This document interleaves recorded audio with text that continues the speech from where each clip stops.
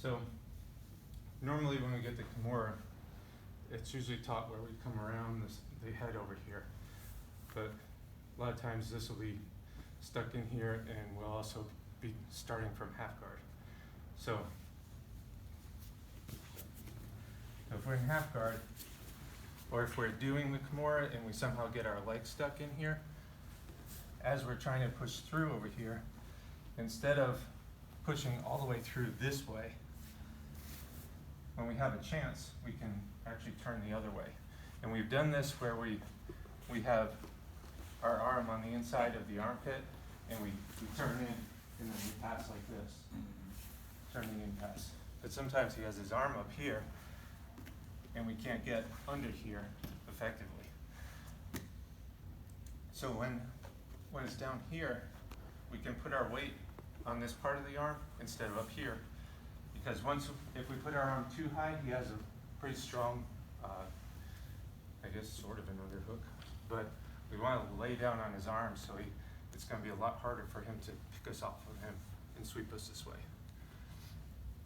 So what we're going to do is we're going to, as he clamps down on my leg, I'm going to come around the top in my arm over here. You all right on that side? Yeah. Okay. What I want to do is, I don't want his elbow down. I don't want him to get back here. So I'm going to come under here and pick this up. So now it's up here, and I can lay down on it a little bit, get in here, and get a kimura grip. Now, if he rolls me, I still have a kimura from half guard, but I'll be on the bottom. So I can still finish it. But what I want to do is get my leg out. So I want to start taking my hips towards his head, up here, and if he's still really holding on to my leg, I can use my hand, put it back up. I can go just do a wrist control here and use this, or I can take my bottom knee, which is my right knee right now, bring it into his hip, right at the bottom, push it out. What I'm going to do, I'm going to roll over. My head is facing his feet. I'm going to roll over, and I'm going to keep this kimura grip. And right now, it's not really powerful, but I have just one little stop here, so I have a second.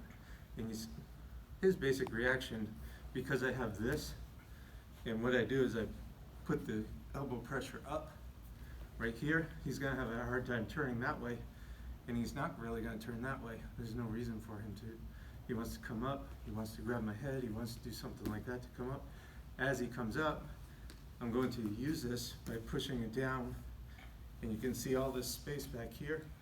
I'm going to use this down and also pull all my weight underneath him, like this. So now I can go in, I can push up, get my leg in there, and then get on his back.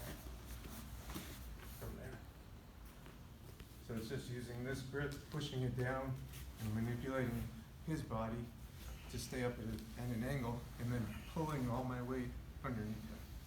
Get on his back.